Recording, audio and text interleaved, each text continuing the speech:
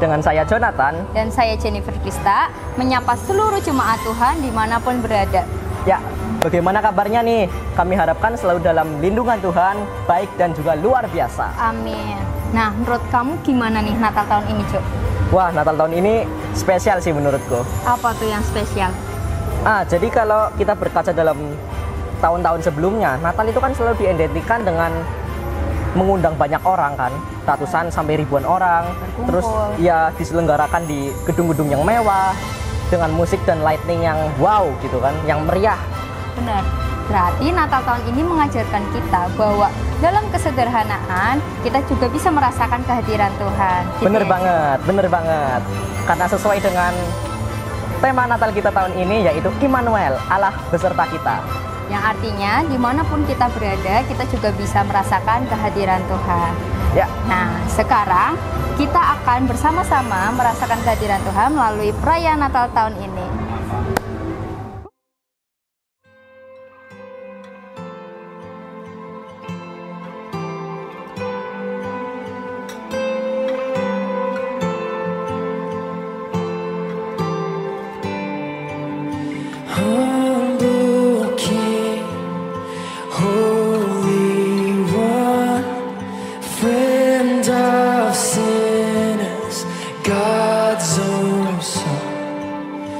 God in flesh among men, you walked my road, you understand.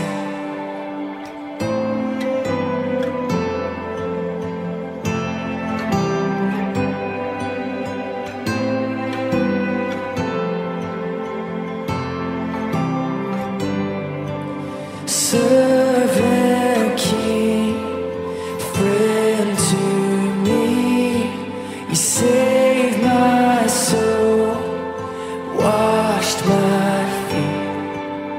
Here I'll bow, give all to you. Lord, I want to be like you.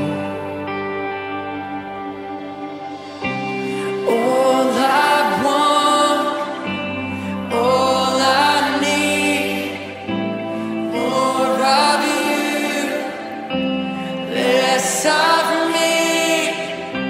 Take this life, Lord, it's yours. Have my heart, have it all.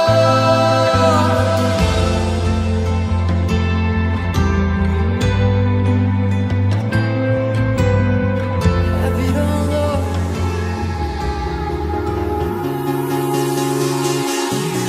I remember when I saw you and a glimpse of life appeared. Love reflected like a mirror, showing who I'm meant to be. When you give your heart, you don't leave me wanting for anything. Love has called my name like a separate us.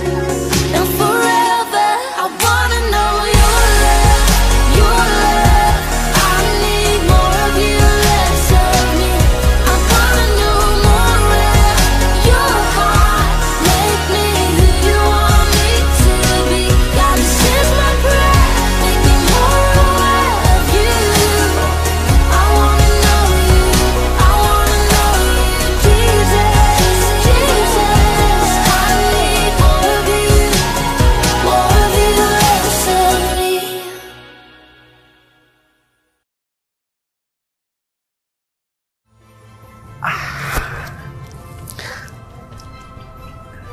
Shalom semuanya, Bapak Ibu, teman-teman, saudara-saudari yang dikasih dalam Tuhan. Saya Yohanes, ngwakilin Gembala Sidang dan segenap panitia Natal, ngucapin selamat Natal, selamat liburan, dan sebentar lagi selamat Tahun Baru. Nah, gak kerasa loh, kita sudah ngalami suasana Natal seperti ini, dan hari ini adalah pertama kalinya kita Natal bukan offline, tapi kita Natal online. Tapi saya percaya semuanya selalu diberkati teman-teman. Meskipun kita berjauhan, tapi kita selalu dekat. Dan hari ini kita pun merayakan Natal secara virtual, ya kan? Nah, saya percaya dimanapun kita berada, saat hati kita punya hati yang baik dan benar, Natal selalu ada. Dan damai sejahtera Natal di sini bersama kita semua. Jadi Bapak Ibu, teman-teman semua, tema Natal tahun ini di gereja ini adalah Immanuel, Allah beserta kita.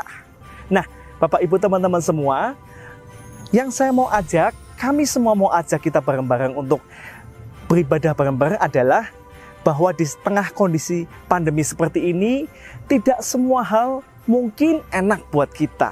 Tapi kalau kita berpegang sama Tuhan, Tuhan kita adalah Tuhan yang menyediakan, Tuhan yang buka jalan, Tuhan yang menghibur, Tuhan yang menguatkan, Tuhan yang selalu kasih kita sukacita dan damai sejahtera. Jadi selalu semangat, selalu kuat ya teman-teman ya Bapak Ibu semuanya. Jadi sekian dari saya, mari kita bareng-bareng beribadah, berfellowship, kita bertumbuh, kita menikmati sama-sama hadirat Tuhan. Sekian dari saya, terima kasih. Tuhan Yesus memberkati.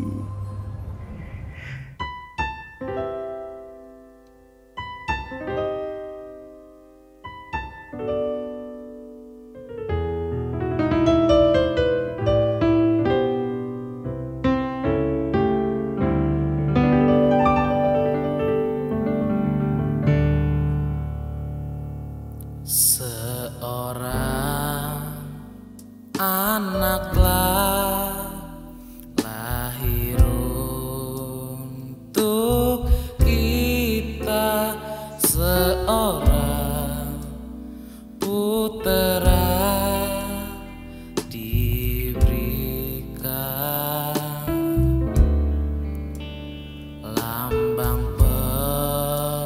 pemerintahan di atas bahunya, dan namanya pun disebut orang penasehat ajaib, Allah yang perkasa, Bapa yang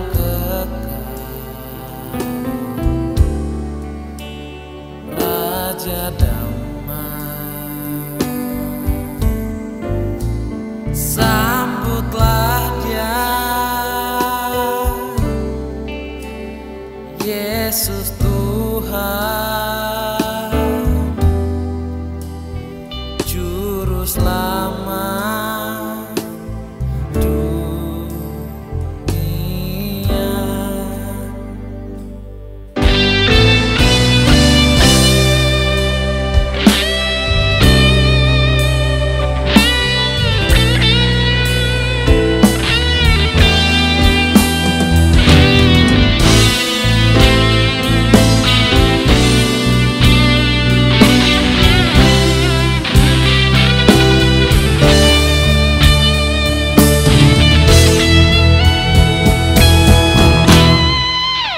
Penasehat ajaib, Allah yang perkasa, Bapa yang kekal, Raja damai.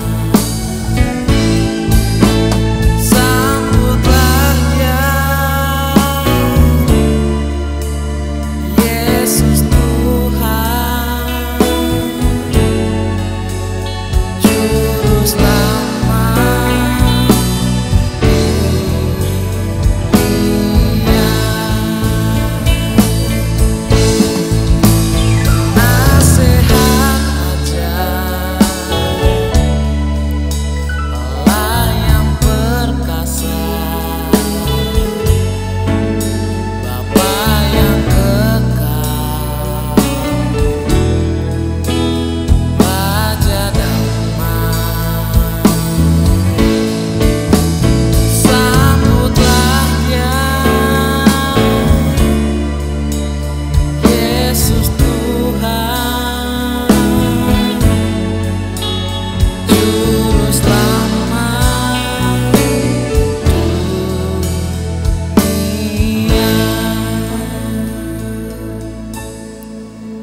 sambutlah Dia, Yesus Tuhan, Juru Selamat dunia.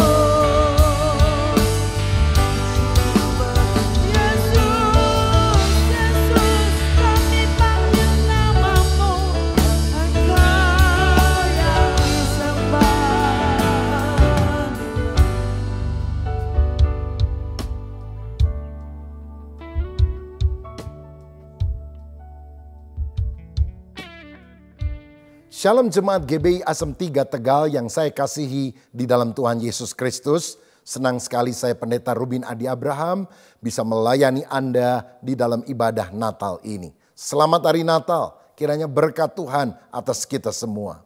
Saya tentu berduka cita, merasa kehilangan atas dipanggil pulangnya Ibu Gembala Pendeta Endang Kristiningsi beberapa waktu yang lampau. Tapi saya percaya beliau sudah bersama dengan Tuhan Yesus Kristus.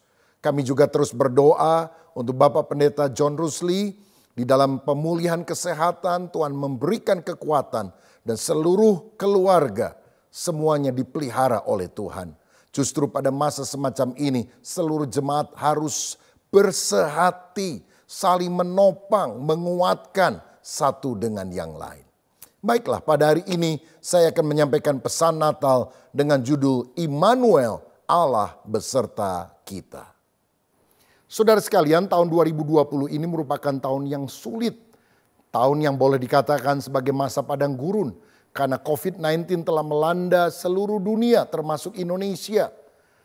Jutaan orang telah terpapar dan jutaan orang juga telah meninggal dunia. Ini menimbulkan masalah, bukan hanya krisis kesehatan, tapi juga krisis ekonomi. Bahkan banyak rumah tangga mengalami krisis.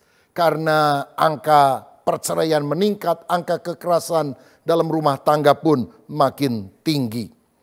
Tetapi pada masa padang gurun ini, ada satu kunci yang kita harus pahami untuk kita bisa menang. Yaitu kalau kita menyadari kehadiran Tuhan, Sang Immanuel itu di dalam kehidupan kita. Sebab masa padang gurun sebetulnya bisa menjadi masa kita mengalami Tuhan.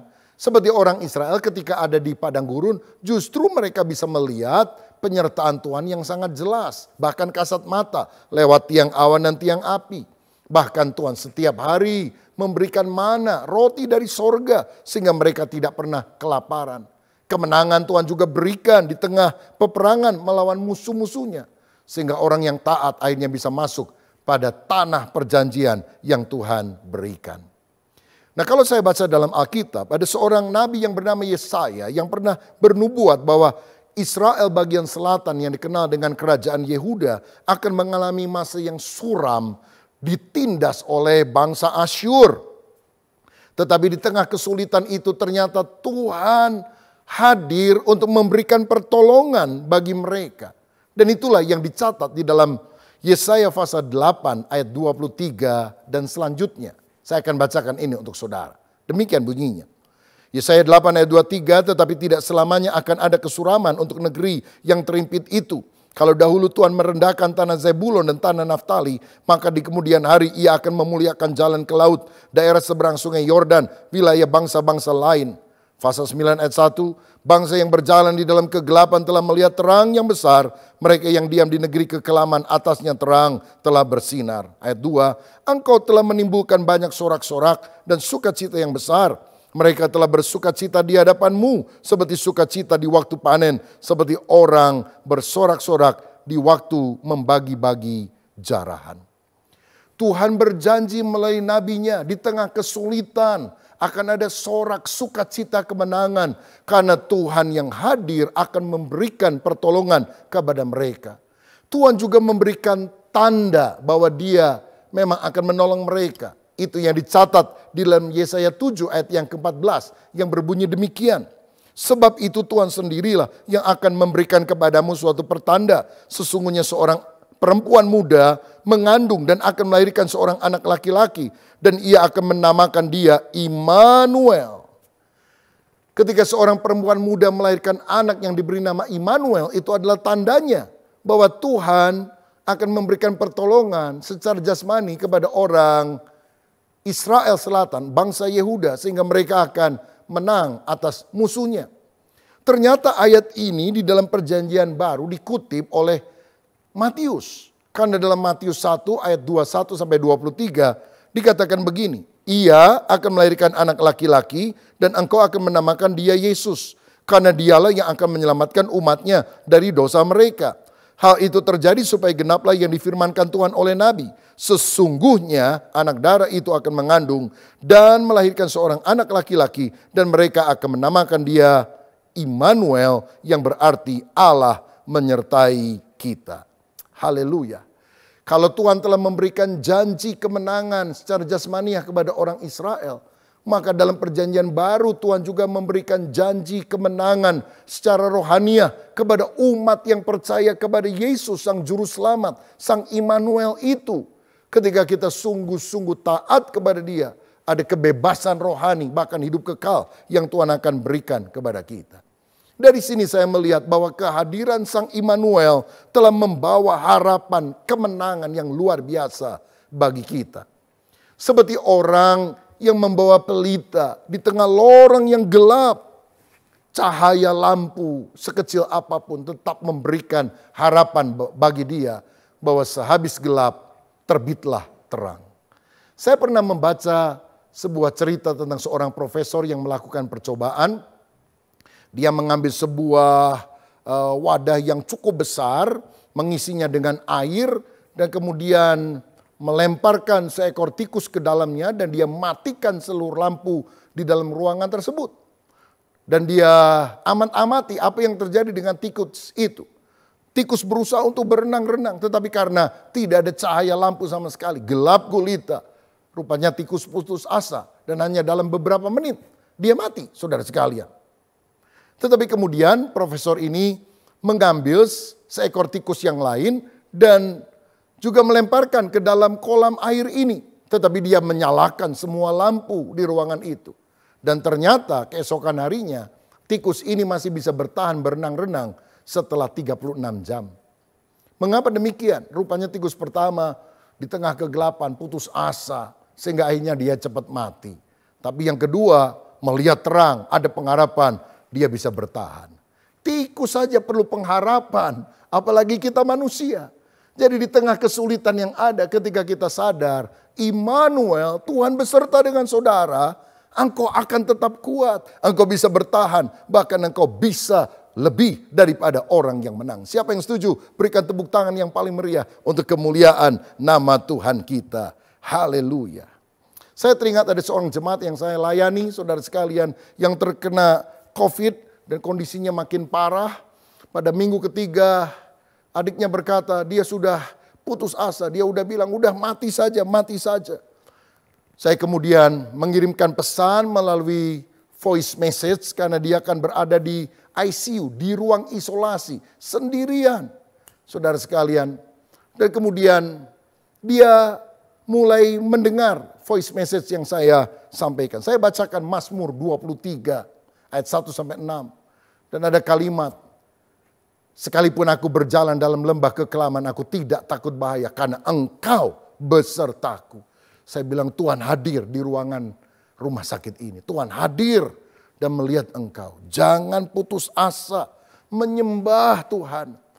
Dan berjanji, aku akan menjadi saksi kalau aku disembuhkan oleh Tuhan. Aku tidak akan mati, tapi aku akan hidup. Dan aku akan menceritakan kemuliaan Tuhan. Hari ke-48, dia bisa keluar dari rumah sakit. Dan sekarang sehat, sembuh. Karena apa? Dia masih punya pengharapan. Intinya, karena dia sadar Tuhan menyertai. Saudara, ada seorang yang bernama Albert Schweitzer.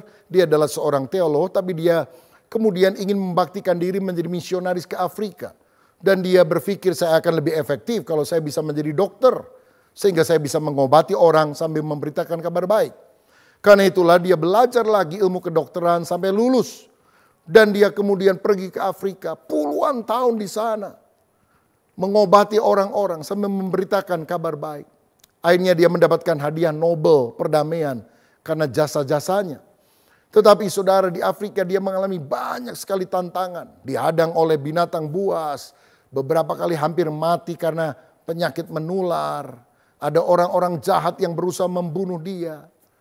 Satu kali seorang tanya kepada dia, Albert, apa yang menyebabkan engkau bisa bertahan puluhan tahun di Afrika, di tempat yang tidak nyaman ini? Albert berkata, karena Tuhan pernah janji kepada saya. Oh ya? Dia pernah janji apa? Matius 28 ayat 20. Aku menyertai kamu senantiasa sampai kepada akhir zaman. Karena saya percaya Tuhan menyertai saya selamanya. Aku tidak takut karena pasti ada kemenangan yang Tuhan berikan. Tahukah saudara bahwa Tuhan juga menyertai saudara pada hari-hari ini di tengah kesulitan, karena Tuhan tidak pernah meninggalkan umat yang dikasihinya. Nah, jika kita sadar bahwa Allah itu adalah Immanuel, Allah yang selalu beserta kita, maka ada 3 hal yang kita perlu yakini. Yang pertama, ada jalan keluar di tengah kesulitan. Ayat 23 berkata, tetapi tidak selamanya akan ada kesuraman untuk negeri yang terimpit itu. Saudara, himpitan kesulitan itu dialami oleh semua orang. Tapi tahukah saudara, cara pandang kita terhadap masalah jauh lebih penting dari berapa besarnya masalah itu sendiri. Sebab kalau kita punya sikap dan cara pandang yang tepat, kita akan teguh. Tapi kalau sikap dan cara pandang kita salah, kita akan runtuh. Alkitab berkata, tak selamanya akan ada kesukaran atau kesuraman untuk negeri yang terimpit itu. Kalau hari ini saudara mengalami kesulitan, katakan dengan iman, this too shall pass. Semua ini akan berlalu. Badai boleh datang, tapi badai pasti akan berlalu. Sehabis hujan ada pelangi yang berseri. Di balik awan ada mentari yang menanti. Percayalah, tough time never lasts, but tough people do. Masa yang sulit tidak akan pernah bertahan. Yang bertahan hanyalah orang-orang yang ulet. Dalam 1 Korintus 10 ayat 13 firman berkata, pencobaan-pencobaan yang kamu alami ialah pencobaan-pencobaan biasa yang tidak melebihi kekuatan manusia. Sebab Allah setia dan karena itu Ia tidak akan membiarkan kamu dicobai melampaui kekuatanmu. Pada waktu kamu dicobai, Ia akan memberikan kepadamu jalan keluar sehingga kamu dapat menanggungnya. Puji Tuhan, ada jalan keluar, ada solusi ketika saudara menghadapi masalah kalau engkau minta penyertaan Tuhan. Tapi saudara perlu tahu bahwa penyertaan Tuhan tidak berarti kita tidak akan pernah menghadapi masalah. Jalan kehidupan kita akan selalu rata dan lancar. Tidak demikian. Ingat ke saudara, pada waktu Yesus akan dilahirkan, Yusuf dan Maria mengalami kesulitan. Tidak ada penginapan yang terbuka untuk mereka. Padahal Maria akan segera melahirkan. Tapi bagaimanapun juga Tuhan memberikan jalan keluar. Walaupun tempatnya hanyalah kandang yang hina. Tapi mereka bersuka cita karena juru selamat sudah lahir. Penyertaan Tuhan tidak berarti saudara akan selalu menginap di hotel bintang 5, melahirkan di rumah sakit fasilitas bintang 5, kita menjadi orang yang kaya raya. Tidak demikian. Penyertaan Tuhan itu bisa berarti kesederhanaan. Yusuf dan Maria sederhana sekali. Mereka berada di kandang Bethlehem, tapi hati mereka penuh dengan sukacita karena Yesus telah lahir. Lebih baik hidup sederhana tapi rukun dan memuliakan Tuhan daripada kaya raya tapi berantem setiap hari. Saudara, minta Tuhan hadir selalu di dalam kehidupan kita. Kesulitan tidak hanya berakhir di sana. Herodes kemudian yang mendengar bahwa raja itu lahir ingin membunuh dia. Dan melalui petunjuk Tuhan, Yusuf dan Maria harus melarikan diri ke Mesir. Dan bagi seorang tukang kayu sederhana, dari mana mereka punya uang yang banyak untuk istilahnya pindah ke luar negeri. Tapi Tuhan memberikan jalan keluar.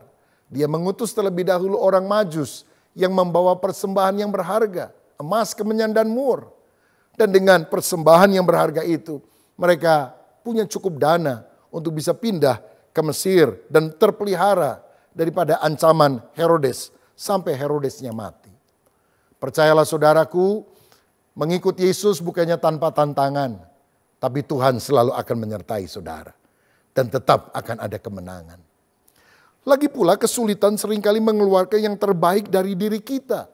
Yaitu keuletan yang akan membuat kita lebih daripada pemenang. Yakobus 1 ayat 2-4 berkata, saudara-saudaraku, anggaplah sebagai suatu kebahagiaan apabila kamu jatuh ke dalam berbagai-bagai pencobaan. Sebab kamu tahu bahwa ujian terhadap imanmu itu menghasilkan ketekunan, dan biarkanlah ketekunan itu memperoleh buah yang matang, supaya kamu menjadi sempurna dan utuh dan tak kekurangan suatu apapun. Saya teringat ada seorang yang bernama Max Lucado. Dia adalah seorang penulis buku rohani yang sangat terkenal di Amerika Serikat. Ada 50 judul buku lebih yang telah dia tulis dan telah terjual lebih dari 28 juta kopi.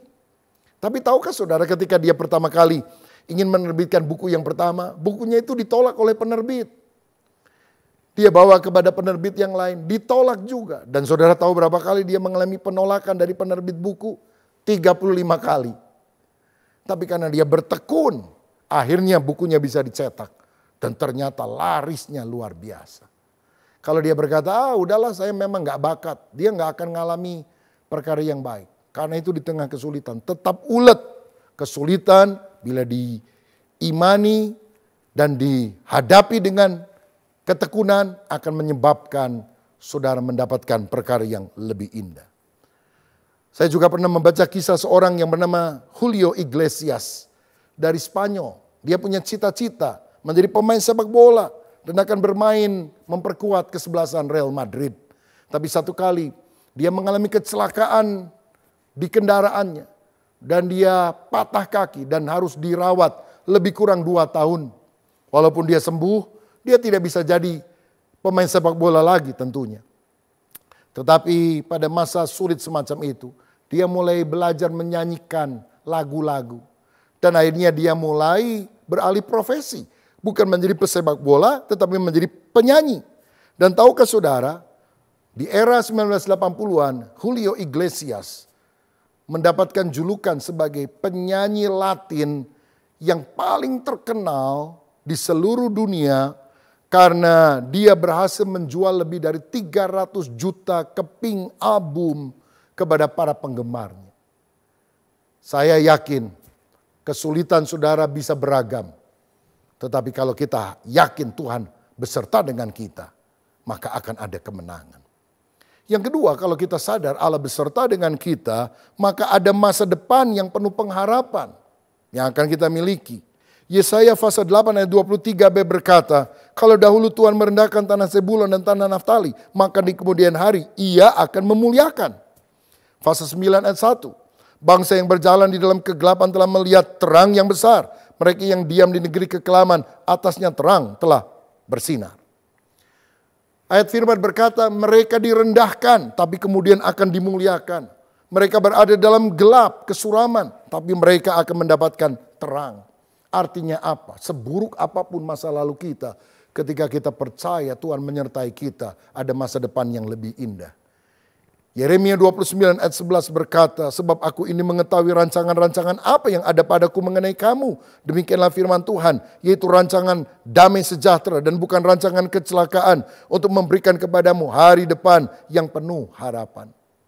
Kalau saudara baca dalam Alkitab, khususnya dalam 1 Tawari 4, ada kisah seorang yang bernama Yabes. Yabes itu artinya man of sorrow, orang yang penuh dengan penderitaan. Karena ibunya menderita ketika dia dilahirkan. Ini nama yang gak bagus. Ini nama berupa kutukan. Tetapi di ayat 10, apa yang dilakukan oleh Yabes? Dia berseru kepada Allah Israel, katanya, kiranya engkau memberkati aku berlimpah-limpah dan memperluas daerahku. Dan kiranya tanganmu menyertai aku dan melindungi aku daripada malapetaka, sehingga kesakitan tidak menimpa aku. Dan Allah mengabulkan permintaannya itu. Kiranya engkau memberkati aku berlimpah-limpah. Dia berdoa dan Allah senang dengan orang-orang yang meminta perkara-perkara besar dari dia. Dan Allah akan mengabulkannya. Saudara, bagaimana caranya manusia biasa bisa mencapai hal yang luar biasa? Bila dia punya tekad yang besar dan dia mendapatkan anugerah penyertaan Tuhan dalam hidupnya. Saudara sekalian, saya pernah mendengar kisah dari Melbourne tentang seorang yang bernama Nick Vujicic yang lahir tanpa lengan dan tanpa kaki. Dan dia begitu kecewa dengan keadaannya itu sehingga dia mau bunuh diri. Sampai satu kali dia sadar kalau dia lahir di bumi ini tentu Tuhan punya rencana di dalam kehidupannya.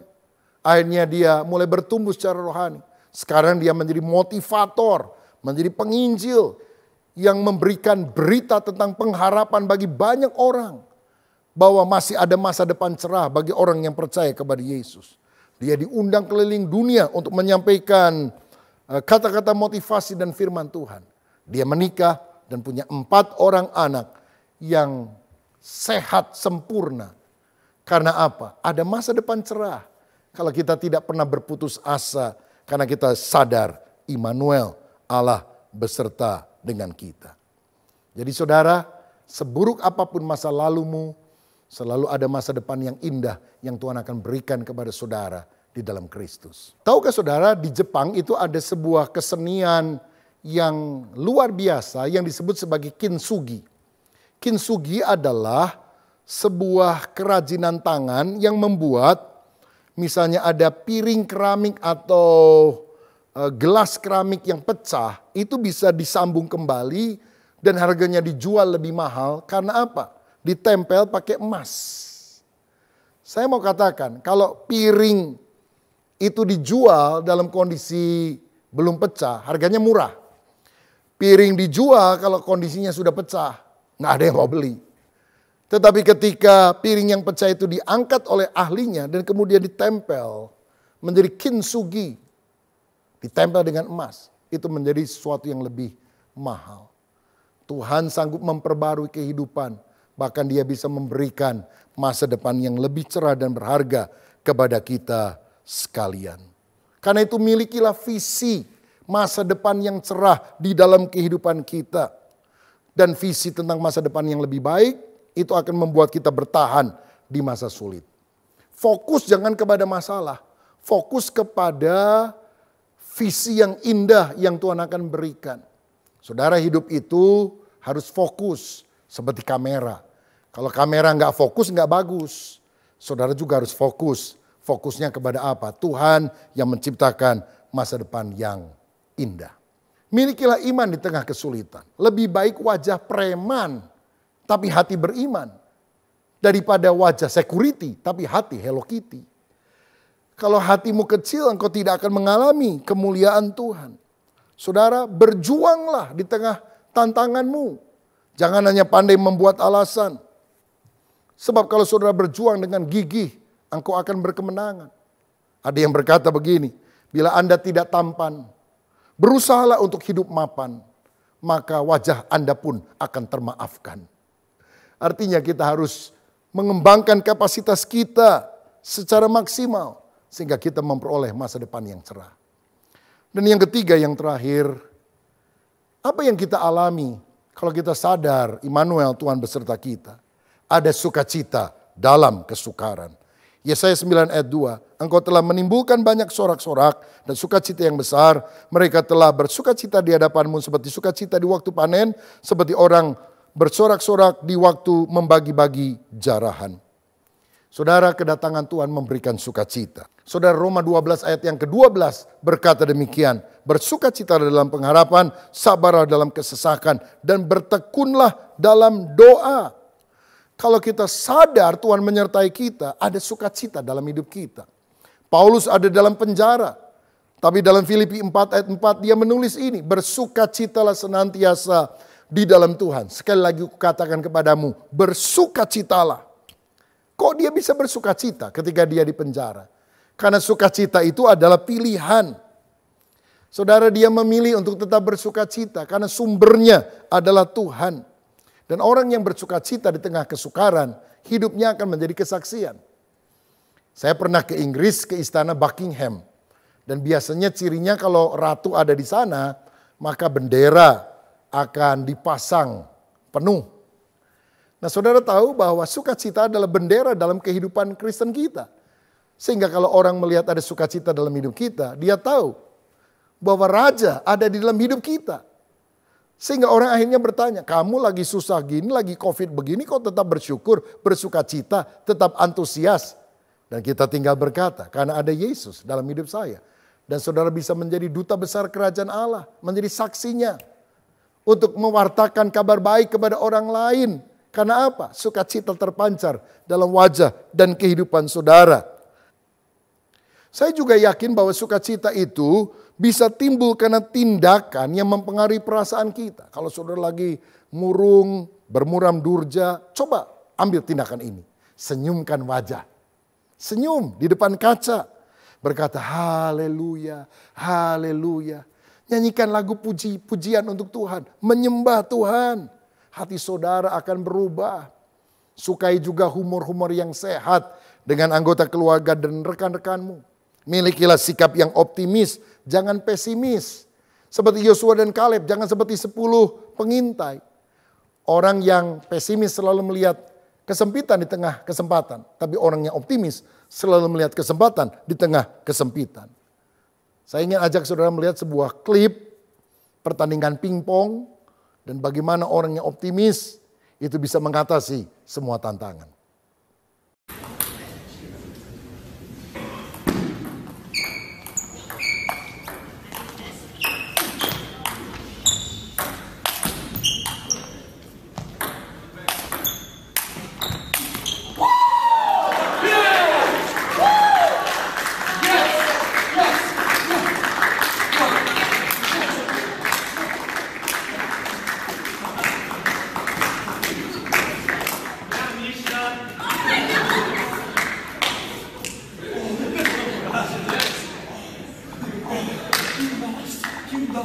You lost.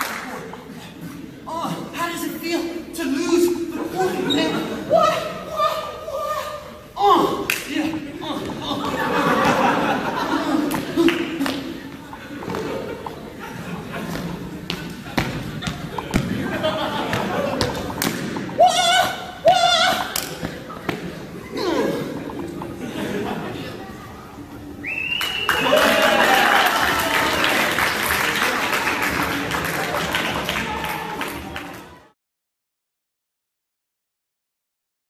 Saudara perhatikan bahwa orang ini lompat-lompat sukacita. Saya pikir karena dia menang, ternyata dia baru memperoleh poin 1, sedangkan lawannya sudah begitu banyak. Karena dia pikir apa? Oh, kalau aku sudah bisa memperoleh angka 1, aku bisa kejar terus sampai aku berhasil. Milikilah optimisme di dalam kehidupan ini, karena Tuhan yang menyertai kita. Dan kalau saudara belajar bersukacita di dalam segala kesesakanmu, ada 3 akibat yang kau dapatkan. Yang pertama, sukacita akan memberikan kekuatan. Alkitab berkata, the joy of the Lord is my strength. Sukacita yang dari Tuhan adalah kekuatan kita. Kalau kita tawar hati ketika menghadapi kesesakan, kecillah kekuatan kita. Tapi kalau kita bersukacita, kemenangan Tuhan akan berikan. Yang kedua, sukacita akan memberikan kesehatan. Alkitab berkata, hati yang gembira adalah obat yang manjur. Imunitas tubuh akan makin kuat ketika kita belajar bersukacita. Dan yang ketiga, orang yang bersukacita akan mendapatkan berkat. Karena Mazmur 37 ayat 4 berkata, dan bergembiralah karena Tuhan, maka ia akan memberikan kepadamu apa yang diinginkan hatimu. Yang benar mana? Gembira dulu baru diberkati atau diberkati dulu baru gembira? Kita mengajarkan kita gembira dulu, bersyukur dulu, baru diberkati. Bukannya saudara nggak punya masalah, maka saudara bersyukur. Tapi kalau saudara banyak bersyukur, maka masalahmu akan segera diselesaikan oleh pertolongan Tuhan. Bukannya karena keluarga kita sudah super harmonis, maka kita bersyukur. Tapi kalau kita banyak bersyukur, bersukacita, keluarga kita akan jauh lebih harmonis. Karena itu jangan suka ngomel. Tapi mari kita belajar bersyukur. Karena Immanuel, Allah beserta kita. Maka ada jalan keluar di tengah kesulitan.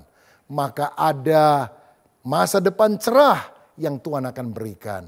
Dan karena kita yakin Tuhan menyertai kita, maka ada sukacita di tengah kesukaran. Mari kita berdoa. Bapa, terima kasih untuk pesan Natal yang telah hamba-Mu bisa sampaikan. Di tengah kesulitan bahkan kehilangan apapun, kami yakin Tuhan tidak pernah meninggalkan kami sendirian. Engkau adalah Immanuel, Allah yang selalu bersama dengan kami. Dan karena Engkau menyertai kami, kami yakin ada jalan keluar di tengah kesulitan. Kami juga percaya ada masa depan cerah yang Tuhan berikan bagi setiap orang percaya. Kami juga tahu bahwa kami harus bersukacita di tengah kesulitan. Apapun pergumulan kami, dalam nama Yesus, kami terima penghiburan, kami terima kekuatan, kami terima mujizat, kami terima berkat.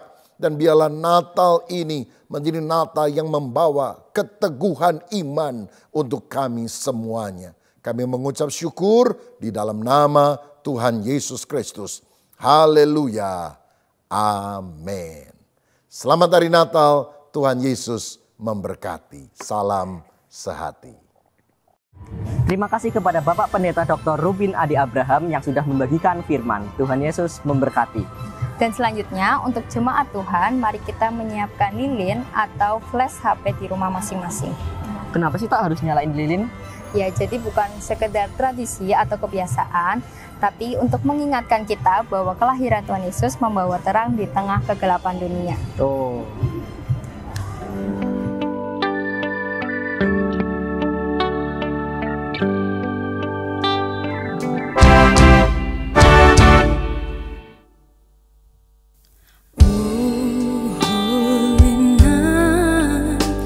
The stars are brightly shining.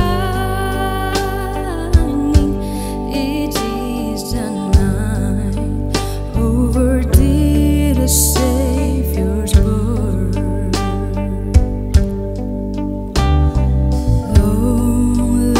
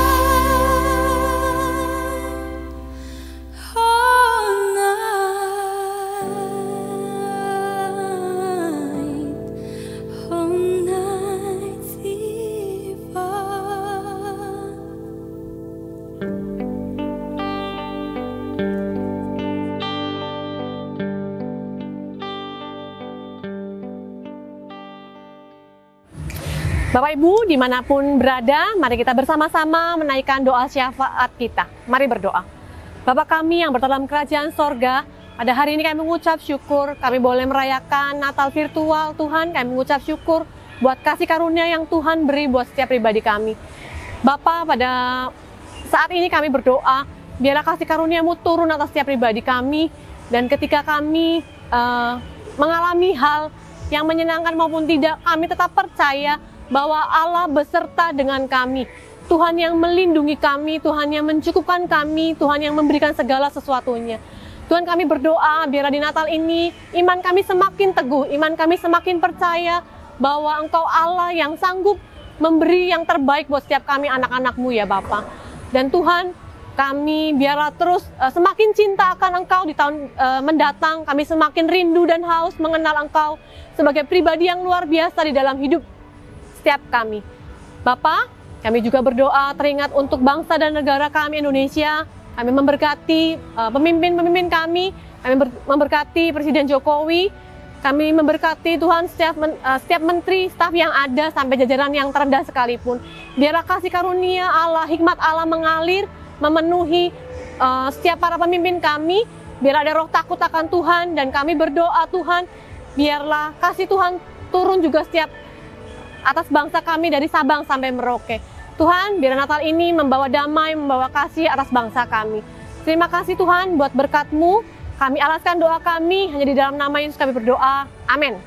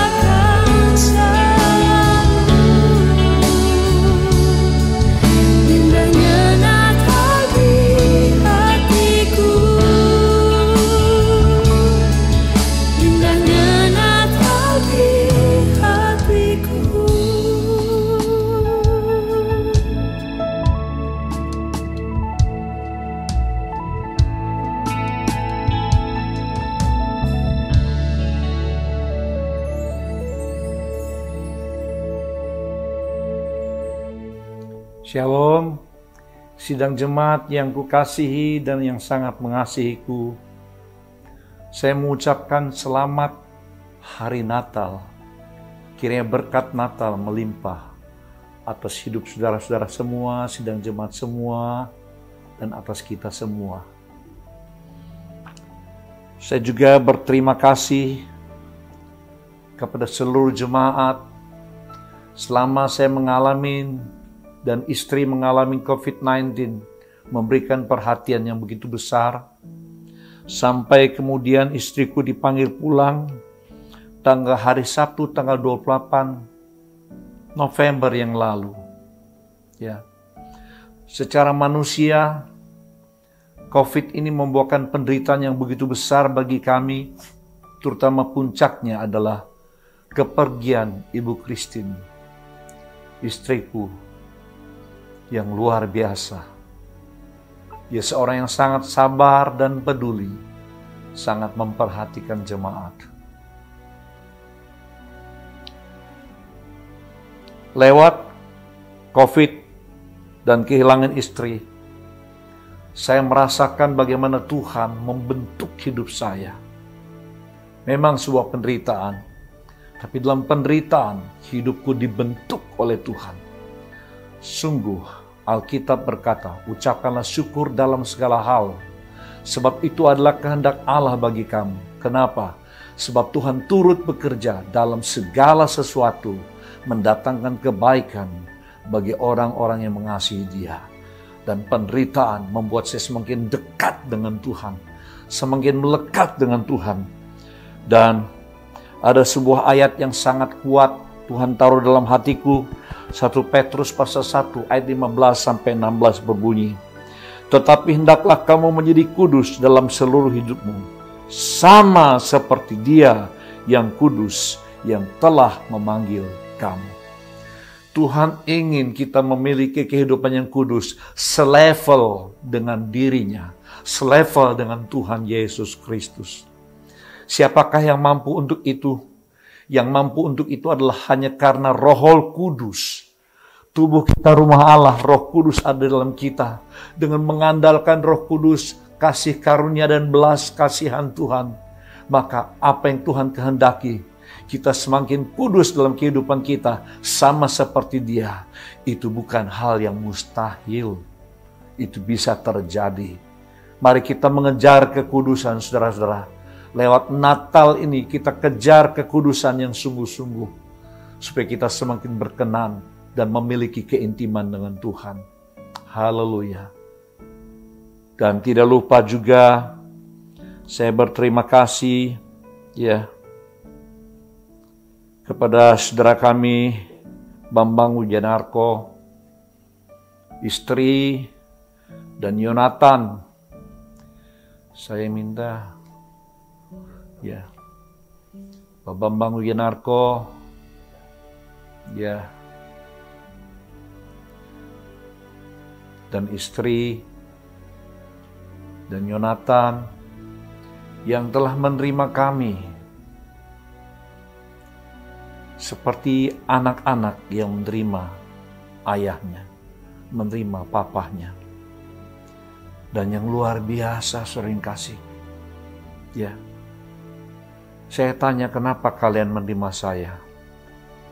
Dia bilang, teringat pada waktu itu mereka membaca kitab Matius pasal 25 tentang domba di sebelah kanan, kambing di sebelah kiri. Kepada yang di sebelah kanan, Tuhan berkata, engkau telah memperdulikan aku ketika aku lapar, miskin, dalam penjara dan sebagainya. Dan mereka bertanya, kapan aku memperhatikan engkau ya Tuhan? Kapan kau miskin, kapan kau lapar? Dan Tuhan bilang, orang yang paling hina di antaramu yang kau perhatikan, itu sama dengan memperhatikan aku. Dan mereka berkata, John itu bukan orang hina, tapi Bapak rohani kita, ayah kita. Itu sebabnya mereka menerima saya.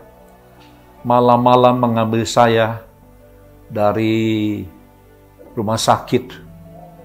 Ya, dan kemudian puji Tuhan luar biasa. Mereka negatif. Hasil swab mereka bagus. Saya tinggal di sini sampai saya sembuh, pulih sama sekali. Oh, puji Tuhan.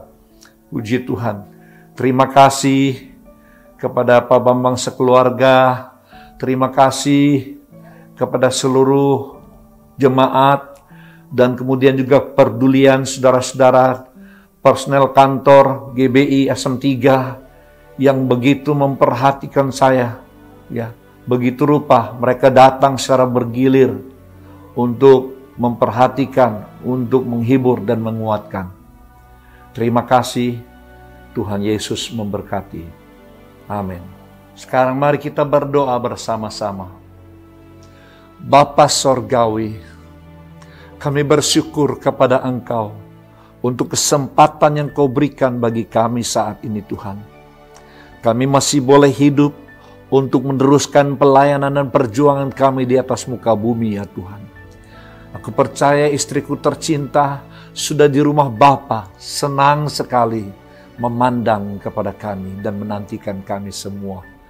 Terima kasih Tuhan, terima kasih. Dan kami mengucapkan syukur untuk saat-saat seperti ini. Dan akhirnya saudara yang kekasih, terimalah berkat dari Allah Bapa, kasih sayang dari Tuhan kita Yesus Kristus, dan penyertaan Roh Kudus yang senantiasa untuk memberikan kemampuan kepada kita mentaati Bapa, Putra, dan Roh Kudus. Haleluya. Amin. Demikian kita sudah mengikuti rangkaian perayaan Natal GBI SM3 tahun 2020. Dan biarlah kita memasuki tahun baru 2021 bersama Tuhan. God bless you.